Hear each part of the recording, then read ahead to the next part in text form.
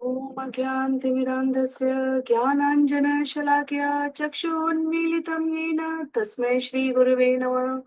जय श्री कृष्ण चैतन्य प्रभु नित्यानंद श्री अद्वैत गदाधर श्रीवासादि गौर भक्तवृंद।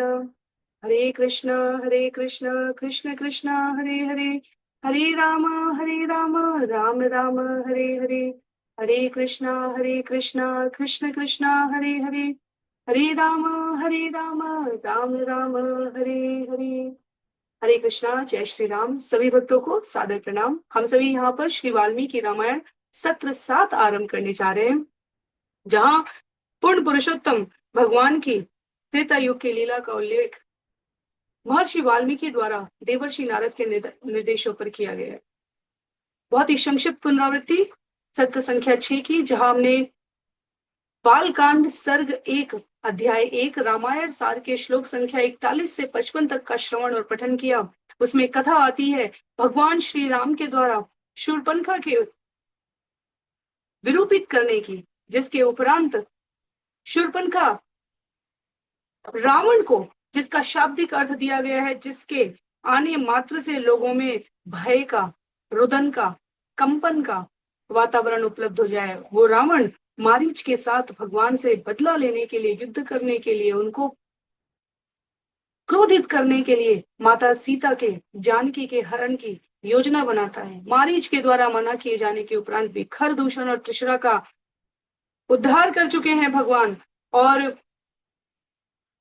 रावण के इस कुत्सित प्रयास में भगवान की योजना के अनुसार जटायु गिद्ध को अपने प्राणों का त्याग करना होता है। भगवान उसका अंतिम संस्कार पिता के समान सम्माननीय श्राद्ध संस्कार करते हैं।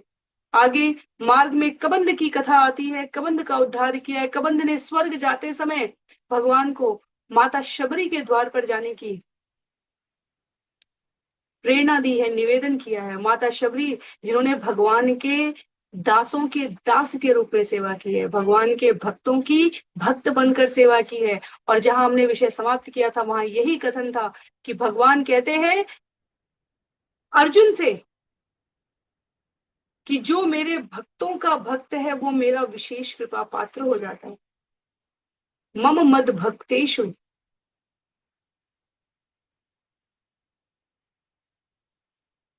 प्रीति अभ्यधिका भवेत, मैं निज भक्त के भक्तों से अधिक प्रसन्न होता हूं। तो आज के सत्र के लिए हम सभी आरंभ करेंगे श्लोक संख्या 56 से, जहां हनुमान जी प्रवेश कर रहे हैं राम कथा में। कहते हैं यहाँ पर, पंपा तीरे हनुमता संगतो वानरेण हनुमत वचनाच्चैव सुग्रीवेण समागता। वे कौन? भगवान श्री राम पंपा के तट पर वानर राज हनुमान से मिलते हैं। हनुमान के अनुरोध पर श्री राम सुग्रीव से मिलते। तो तृतीय कांड अरण्य कांड पिछले सत्र में रामायण सार के इस प्रसंग में नारद मुनि द्वारा आरंभ किया जा चुका है, और इस कांड में वर्णित लीलाओं को सार गर्भित कर इस श्लोक के बाद से नारद मुनि चतुर्थ कांड किष्किंधा कांड के सारांश को प्रस्तुत कर रहे हैं, जो उल्लिखित है यहाँ पर मित्रता के निर्वहन के विषय में बताता है। तो पंपा पद्म सरोवर है, और यहाँ भगवान वन में सीता देवी की स्मृति हेतु उद्दीपन का कार्य करना। एक एक शब्द का यहाँ उल्लेख इसके तात्पर्य की महत्ता को बताते हुए करते हैं कि हनुमान ने छद्मवेश वानरेण हनुमता, छद्मवेश धारण नहीं किया है। अपनी विश्वसनीयता का संकेत करते हुए उन्होंने अपना वास्तविक परिचय दिया है, और हनुमान के कारण भगवान श्री राम सुग्रीव से मिले। हमारे लिए यहाँ पर सारग्राही शिक्षा के रूप में आचार्य कहते हैं, अनुकूल मध्यस्थ लाभ से उचित मित्र लाभ हो सकता है। अर्थात यदि किसी को अनुकूल मध्यस्थ की प्राप्ति हो जाए तो उससे वह योग्य व्यक्ति की मित्रता प्राप्त कर सकता है। भागवतम ऐसे अनेकानेक उदाहरणों से भरा हुआ है। नारद मुनि ने अनेकानेक जीवों को, व्यक्तित्वों को मध्यस्थता करके भगवान की कृपा प्रदान की है। श्रीमद् भागवतम के प्रत्येक स्कंध में नारद मुनि ने ऐसी रोचक मिलन की परिणति को संपादित किया है। केवल एक उदाहरण मात्र यदि हमें प्रसिद्ध उदाहरणों में से एक यदि स्मरण करना और कराना हो तो प्रति वर्ष कार्तिक महीने में दामोदराष्टकम जो हम गाते हैं, कुबेर के पुत्रों को भगवान से मिलन करने की अनुकूल मध्यस्थता करते हैं और मणिग्रीव और नलकुबेर को भगवान की कृपा प्राप्त कराते हैं। श्लोक संख्या 57 में कहते हैं, सुग्रीवाय च तत्सर्वम शंसद रामो महाबल आदिस्तद्यथा वृत्तम सीताया च विशेषतः। महाबली राम ने सुग्रीव को आदि से अंत तक विशेषतः सीता के संदर्भ में विषय में उन समस्त घटनाओं के विषय में बताया जो घटित हुई थी। तो नारद मुनि संकेत कर रहे हैं कि सुग्रीव से मित्रता करने हेतु सुग्रीव को अपने तथा अपनी परिस्थिति के विषय में गोपनीय विवरण सख्य हेतु रहस्योद्भेदम बतलाया है। घटनाओं के स्मरण से उत्पन्न निराशा को भगवान ने कुछ हद तक छिपा लिया है, तथापि सुग्रीव को हर वृत्तांत बताया। और उपदेशामृत में हम श्रवण करते हैं जहां हमारे आचार्य गोस्वामी जी कहते हैं 6 प्रकार के संबंध केवल मित्रों के मध्य ही किए जाने चाहिए। गोपनीय रहस्यों को बताने का, सुनने का, सुनकर रखने का और बताने का, यह मित्रता के विश्वसनीय आवरण में ही उद्भेदित किया जाना चाहिए। इसी प्रकार उपहार लेन देन की बात की गई है। तो यहाँ उन रहस्यों में से एक गोपनीय विवरण की वृत्तांत की कथा भगवान श्री राम सुग्रीव के समक्ष बताते हैं। सीता के अन्वेषण के कारण उन्होंने विशेषतः सीता के विषय में बात की है। श्लोक संख्या 58 में सुग्रीवश्चापि तत्सर्वं श्रुत्वा रामस्य वानर चकार सख्यम रामेण प्रीतिश्चैवाग्निसाक्षिकम्। श्री राम से यह सब सुनकर वानर श्रेष्ठ सुग्रीव प्रसन्न हुए तथा अपनी मित्रता के बंधन सखित्व हेतु अग्नि को साक्षी रखकर भगवान श्री राम के साथ मित्रता सख्य स्थापित किया। तो सुग्रीव यह सोचकर प्रसन्न हो रहे हैं, आचार्य लिखते हैं कि भगवान श्री राम का वृत्तांत जानकर राम को मेरी आवश्यकता है और मुझे उनकी, वे मेरा प्रयोजन सिद्ध कर सकते हैं। मित्रता बराबरी वालों में शोभित होती है। हनुमान जी की मध्यस्थता से सुग्रीव को बराबरी की मित्रता का यहाँ अवसर प्राप्त हुआ। और आचार्य कहते हैं जो भगवान का अतिशय सौशील्य चरित्र है, अभी शबरी के प्रसंग में भी हमने इस शब्द को श्रवण किया था, अत्यंत सुंदर चरित्र है। निषाद के रूप में जब कथा आई, निषाद राज के संग मित्रता के रूप में, तब भी हमने उनके सौशील्य को श्रवण किया। और अब यहाँ सुग्रीव के रूप में, तो एक वानर श्रेणी में है, दूसरा हीन समुदाय सामाजिक संदर्भ में कहा जा रहा है, और तीसरा उनके सुंदर चरित्र की बृहद सीमा में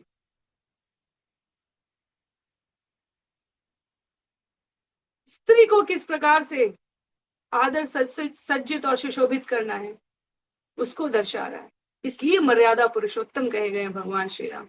यह उनके कौशल्य की चरम सीमा को दर्शा रहा है। श्लोक संख्या 59 में ततो वानर राजेन वैरानु कथनम प्रति रामाया वेदितम सर्वं प्रणय्यादोखितेन च। तब राम से स्नेह तथा निज दुख के कारण वानर राज सुग्रीव ने राम को अपनी वाली के साथ शत्रुता के विषय में सब कुछ बताया। पहले भगवान ने अपने कौशल्य से उन्हें पूरित किया है, आश्वस्त किया है। तब राम के द्वारा अपना वृत्तांत सुनाने के उपरांत सुग्रीव वाली के संग के अपनी कथा को यहाँ भगवान के समक्ष निवेदित कर रहे हैं। सुग्रीव ने अश्रु बहाए। वैरानु कथनम यहाँ लिखा है कि वाली से विरोध के विषय में भगवान राम द्वारा पूछे गए प्रश्नों का सुग्रीव ने उत्तर दिया। विस्तार में हम सभी ये कथा आगे के कांड में, अध्यायों में, सर्गों में श्रवण करेंगे। नारद मुनि यहाँ पर विशेष बिंदुओं को इंगित कर परस्पर स्नेह और विश्वास का क्रम स्थापित हुआ है। दोनों ने एक दूसरे से अपने हृदय के वृत्तांत का वर्णन किया है। प्रतिज्ञातम च रामेण तदा वाली वधम प्रति वालिनश्च बलम तत्र कथयाम आस वानर। तब श्री राम ने वाली वध की प्रतिज्ञा की है।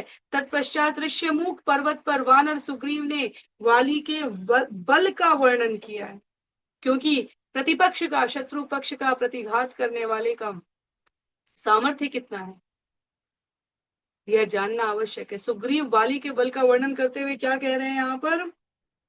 समुद्रात् पश्चिमात् पूर्वम दक्षिणात् अपि चोत्तरम ग्रामद्य अनुदिते सूर्ये वाली व्यपगत क्लमः।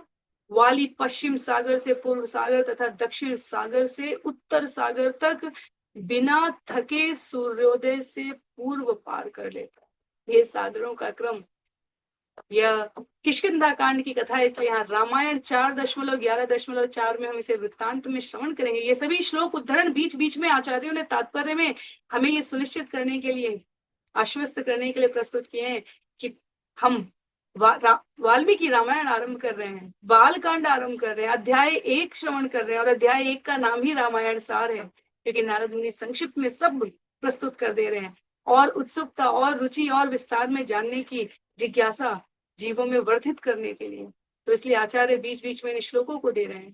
कहते हैं श्लोक संख्या 61 में, सुग्रीव शंकित चासीत नित्यम वीरेण राघवे। सुग्रीव को सदा राघव के बल पर शंका थी, इसलिए सुग्रीव यहाँ पर वाली का महात्म बता रहे हैं। किसके समक्ष? सभी प्रकार के ऐश्वर्यों के स्रोत भगवान के समक्ष। श्री राम के दर्शन आरंभ से श्री राम द्वारा साल वृक्ष भेदन पर्यंत भी सुग्रीव को बार बार राम की शक्ति पर शंका थी कि क्या बल में श्री राम वाली के तुल्य है भी अथवा नहीं। तो श्लोक संख्या 62 में कहते हैं नारद मुनि यहाँ पर, राघव प्रत्ययार्थम तु दुंदुभे कायमुत्तमं दर्शयामास सुग्रीवो महापर्वत सन्निभम। श्री राम को वाली के बल के विषय में समझाने के लिए सुग्रीव ने उन्हें दुंदुभी की महापर्वत सदृश विशाल काया दिखाई। तो सुग्रीव जानना चाहते हैं भगवान के बल को, इसलिए उन्होंने आश्वस्त होने के लिए एक महापर्वत सदृश विशाल शरीर था जो दुंदुभी असुर का, जिसका वध वाली ने किया था, जिसकी अब केवल उत्तमम, केवल अस्थियां शेष रह गई थी, तब वह उन्नत पर्वत सदृश प्रतीत हो रहा था। सुग्रीव कहते हैं वाली ने दुंदुभी को अपने पैर से वायु में शेपित करके, उछाल कर उस पार भेज दिया था। उत्समयित्वा महाबाहु प्रेक्ष्य चास्ति महाबल पादांगुष्ठेन चिक्षेप संपूर्णम 10 योजनम। दुंदुभी की अस्थियों को देखकर महाबली श्री राम मुस्कुराए तथा पाद अंगुष्ठ से, पैर के अंगुष्ठ से उसके शरीर को वायु में 10 योजन दूर उछाल दिया। तो जहां विक्षेपित करके उन्होंने उस पार पहुंचाया था वाली ने, तो भगवान ने पैर के अंगूठे से अपने अपरिमेय बल का एक स्फुलिंग मात्र, चिंगारी मात्र दर्शन कराते हुए दिखाया कि मात्र इतना सा, यह कार्य करने के लिए तो मेरे पद के, पैर के अंगूठे का अग्रभाग का स्पर्श भी अधिक ही है, पर्याप्त तो क्या ही कहा जाए। और यहाँ कितना उछाला है उसकी गणना करते हुए बताया गया है कि वाली ने 200 धनु की दूरी तक फेंका था। 4 हाथ के बराबर एक धनु होता है, 8000 धनु के बराबर एक योजन होता है। तो हमें बहुत अधिक गणना करने की आवश्यकता नहीं है, बहुत आसानी से ये यहाँ पर संख्या के इस अनुपात में हम समझ सकते हैं। एक योजन के लिए 8000 धनु की आवश्यकता है। वाली ने 200 धनु तक ही भेजा है और भगवान ने 10 योजन की दूरी तक भेजा है। तो यदि हम लोग गुणा गणित यहाँ तत्कालिक रूप से भी करना चाहें तो 200 धनु की दूरी तक बाली ने भेजा है।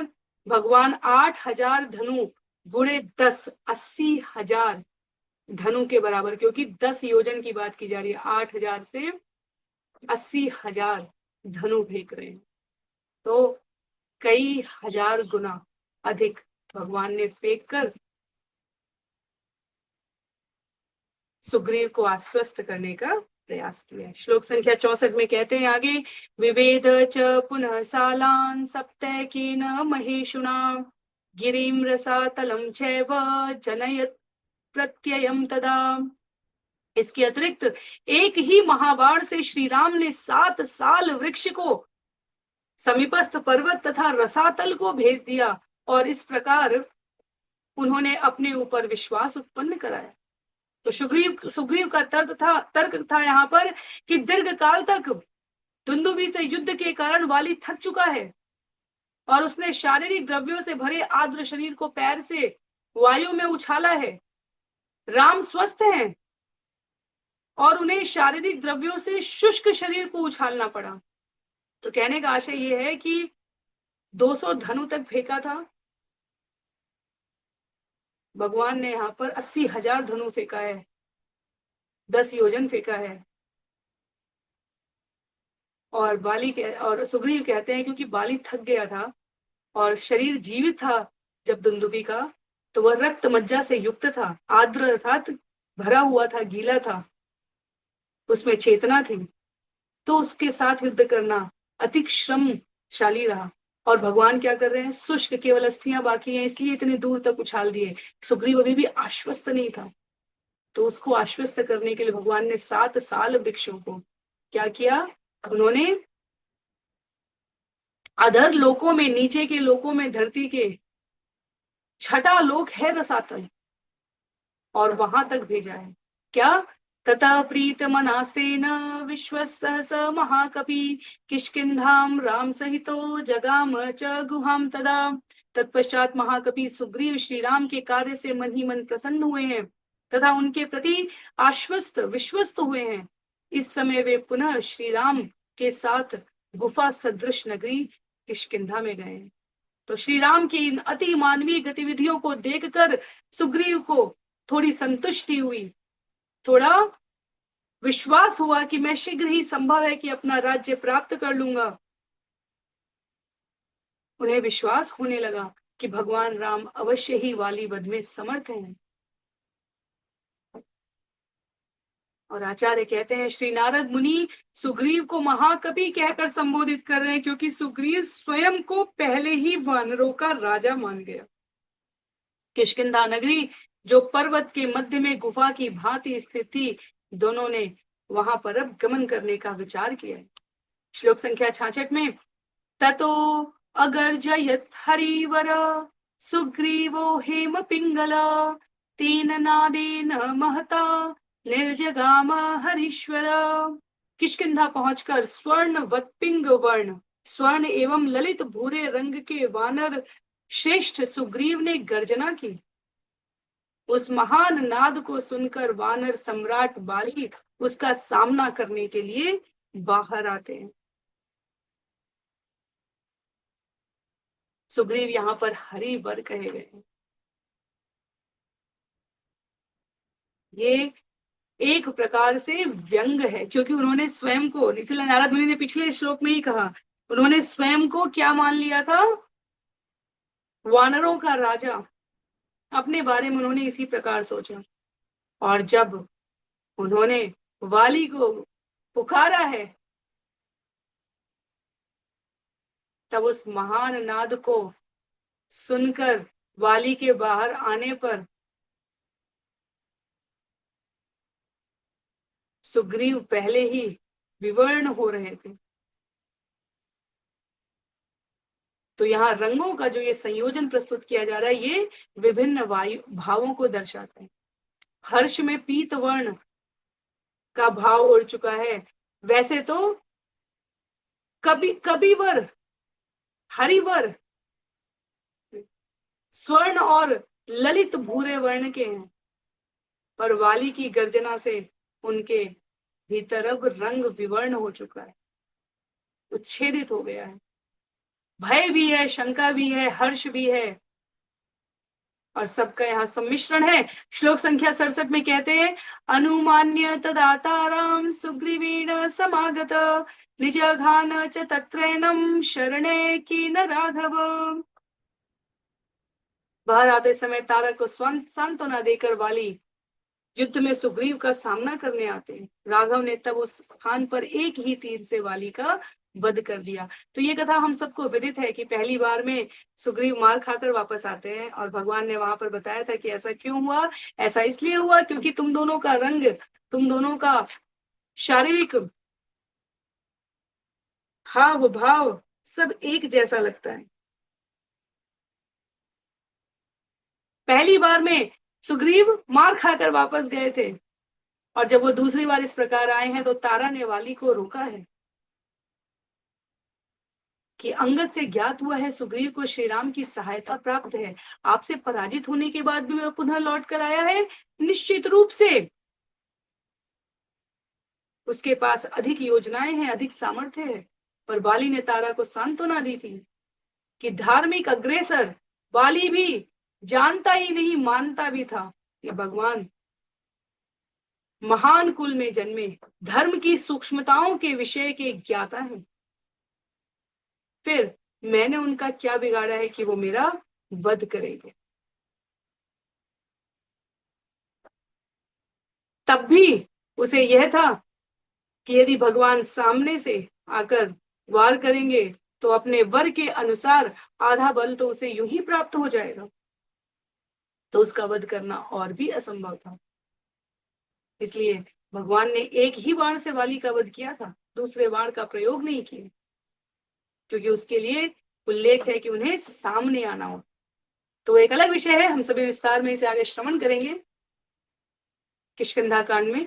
यहाँ रामायण सार में प्रस्तुत करते हुए आगे श्लोक संख्या 68 में, ततः सुग्रीव वचनात हत्वा वालिनमाहवे सुग्रीवम एव तत्राज्ये राघव प्रत्यपादयत्।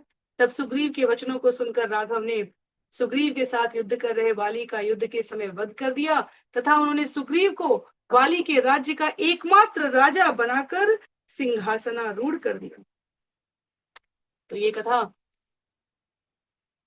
रामायण चौथे कांड में किष्किंधा कांड 4.12.11 में उल्लिखित है।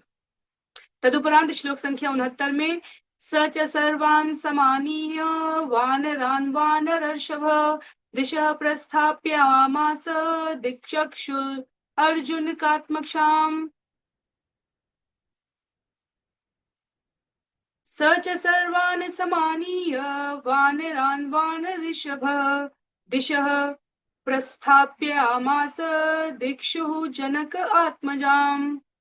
वानरर्षभ, वानर सुग्रीव ने तब अपने सभी वानरों को बुलाकर जनक आत्मजा, जनक आत्मजाम, जनक आत्मजा को खोजने की इच्छा से उन्हें चारों दिशाओं में भेजा। तो ये कथा भी हम सभी को आगे विस्तार में श्रवण करने की मिलेगी, जहां विभिन्न देशों से वानरों को बुलाकर इस निर्देश के साथ कि शीघ्र सीता को खोजो और मुझे सूचित करो का आदेश सुग्रीव ने पारित किया।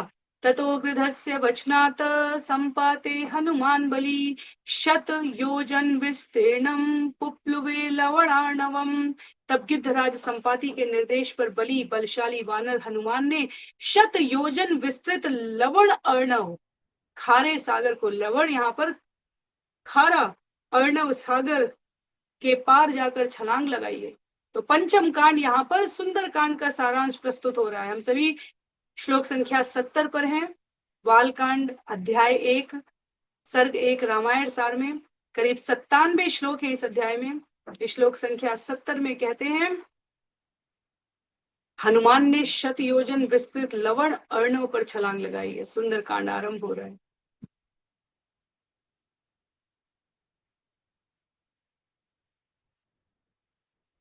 नारद मुनि हनुमान शब्द प्रयोग करते हैं यहाँ पर, और इसलिए आचार्य हनुमान कैसे पड़ा नाम उसका यहाँ पर उल्लेख करते हुए बता रहे हैं। जब इंद्र ने कहा मत करोत्सृष्ट वज्रेण हनु अस्य यथाहत नाम्ना वै कपि शार्दूलो भविता हनुमानिति। मेरे हस्त से निकले वज्र से इसका हनु घायल हुआ है, इसलिए यह कपि शार्दुल हनुमान के नाम से जाना जाए। हनुमान बली बलशाली है। हनु प्रशस्त हनु को सूजे हुए उनके जबड़े को इंगित कर रहा है। जाम्बवान ने उत्साहित किया था, ये भी कथा का भाग है, जहां अपने बल को एक प्रकार से हनुमान जी विस्मृत किए रहेंगे और प्रेरित किए जाने पर उनका बल जागृत हो जाए। तो ये समस्त कथाएं एक ही श्लोक में यहाँ पर उस असीम शक्ति के रहस्य को प्रकाशित करने वाले विषय को हम सभी श्रवण करेंगे। संपाति, अभी हमने जटायु को पिछले सत्र में श्रवण किया था। उनके ज्येष्ठ भ्राता संपाति ने कहा, यहाँ से शत योजन दूर समुद्र के मध्य में स्थित लंका में माता सीता देवी हैं। समुद्र पार कर आप जाएं और उनका दर्शन करें। तत्र लंका समास्यादा पुरीं रावण पालितां ददर्शं सीतां ध्यायन् अंतिम शोक वनिकां गतां तत्र लंकां समासाद्य पुरीं रावण पालितां ददर्श सीता ध्यायन्तीं अशोक वनिकां गतां। रावण द्वारा रक्षित लंका नगरी पहुंचकर हनुमान ने अशोक वाटिका में माता सीता के दर्शन किए। तो वो कथा अपने आप में बहुत ही मनोहारी है।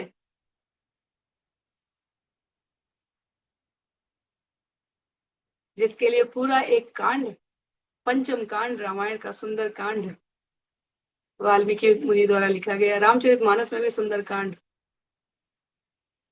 बाबा तुलसीदास हनुमान जी के महापराक्रम का उल्लेख करते हुए वर्णन करते हैं। अगले सत्र में हम सभी श्लोक संख्या 72 से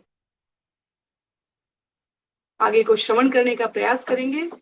अध्याय 1 सर्ग 1 रामायण सार का वह सत्र 8 अंतिम सत्र रहेगा और इस प्रकार हम सभी 97 श्लोकों वाले बाल कांड के इस प्रथम अध्याय को श्रवण कर पाए। तो आज के लिए सत्र को यहीं पर समाप्त करेंगे। सभी को बहुत बहुत आभार। वाल्मीकि रामायण की जय, श्रील प्रभुपाद की जय, श्रील गुरुदेव की जय, अनंत कोटि वैष्णव वृंद की जय, नामाचार्य श्रील हरिदास ठाकुर की जय। हरे कृष्णा। सभी को बहुत बहुत आभार। जय श्री राम।